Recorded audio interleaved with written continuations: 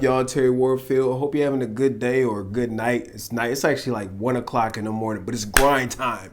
So we gotta knock this video out, man. Real quick, if this is your first time on my channel, make sure you hit that subscribe button. If you're a returning subscriber, make sure you drop a hashtag up in here, just so I know my notification squad is up in the building. The Sony Nifty 50. This lens gets so much freaking hate. I gotta talk about it. And before we get into anything, in typical fashion, I got this little montage I put together real quick. Now this is of my daughter, so don't drop no crazy comments in here because I will find you.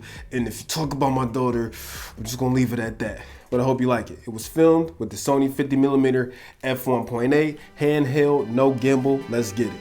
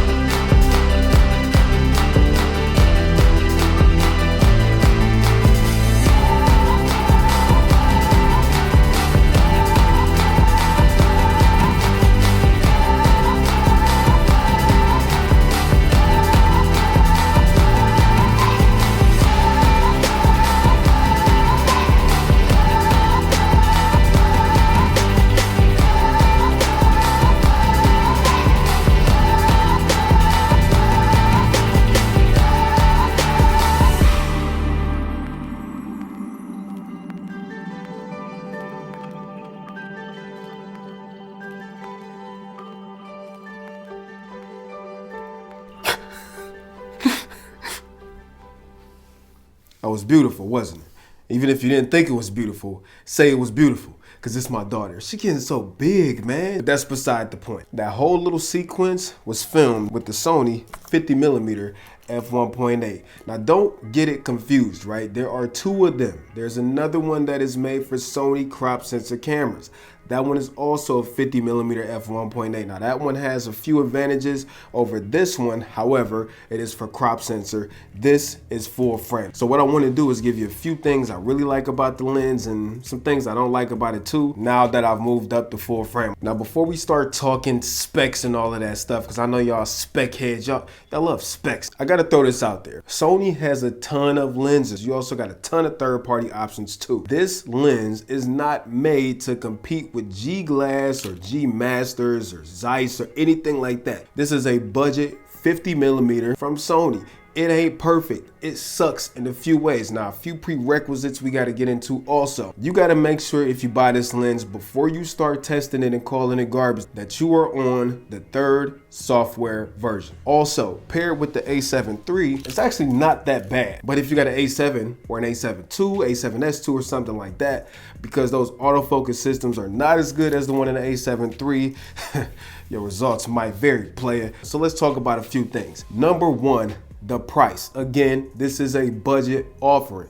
You can get a way better lens if you want to spend way more money. You can get this lens brand new. The link is in the description for the lens if you want to cop it. It's $248, in my opinion. Not a lot of money. So that's the first thing I really like, especially if you got a kit lens and you want to step into primes, you really want something to step up your portrait game and you want to get some blurry backgrounds and all of that stuff. $250, I think it's a win. What do you get for that $250, Terry? That's a great question. So the item weight is 6.6 ounces. As you see, the thing is tiny, 49mm filter thread. There is no silent focusing. So yes, when you use this lens, it's gonna make noise. This ain't no new age tech. This don't have no stepping motor or no sonic wave motor. This is gonna make noise when it's focusing. Now, I've heard lenses that are way louder than this, but you do need to be mindful that the lens does make noise. Also, as you can see, this goes in and out as you focus, so it's not internal focusing. Now, as far as the glass inside, dog, 6 elements and 5 groups with a minimum focus distance of nowhere close. I'm kidding, it's like 1.5 feet or something like that. Overall, great image quality. The FE 50mm can produce some stunning freaking images, man. I use this thing, honestly, this is my walk around lens. This stays on my camera majority of the time. Do I have other lenses? Yes, I got other lenses, but I prefer this because it's small.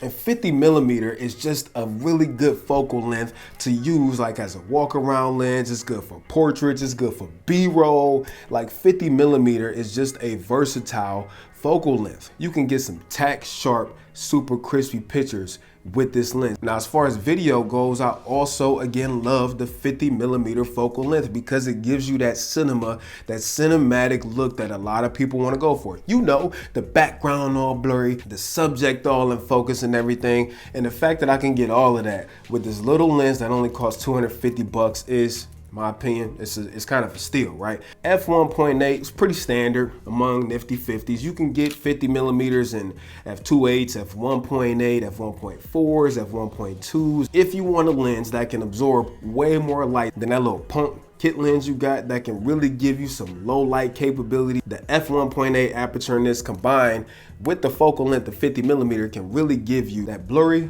background. Now that I got those out the way, I need to tell you, I'm a geek. I spend a lot of time searching in the A7 III group on Facebook and on Reddit and all of that stuff. So a few questions that always get asked that I really want to throw out there. The first thing, does the 50mm f1.8 work with eye autofocus? Yes, it works, and it works without a hitch. It also works great on animals. The second thing is no, it is not weather seal. Come on, man, it's $250 freaking dollars. Of course it ain't weather seal. The next thing, does it focus hunt? Sometimes it does. Now, if you're on an older body, aside from the A7 III, you might get more pronounced hunting, but the only time that it really does it for me, if I'm inside that minimum focus distance, or if it's a super challenging situation. In those situations, I have no problem punching in manual focus and just turning the focus ring. And by the way, it is not mechanical focus, it is focused by wire. So I gotta lay that to rest too. There is no controls on the outside of the lens. So no buttons, no switches,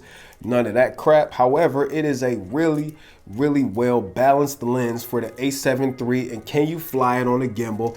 Absolutely. This lens is sharpest around f4, f5.6-ish. Now listen, I'm not no pixel peeper. I'm not going 8:1 to look at how much noise is on a pixel and is there chromatic aberration and all that stuff. I don't get too wrapped up in that. If I start editing and I see a problem, I fix it. It's not anything that can't be corrected in post. The Lightroom does it automatically. So I'm not really into that. And again, I'm not pixel peeping, man. As long as I snap a picture, it looks dope, I'm gonna share. All in all, for $250, if you got an A7 III or any other Sony full frame camera, I'm not gonna recommend this if you have a crop sensor camera, because if you have no plans of upgrading the full frame, get the 50mm that's actually made for crop. That lens also has a silent motor and it's also stabilized, whereas this one does not have any stabilization.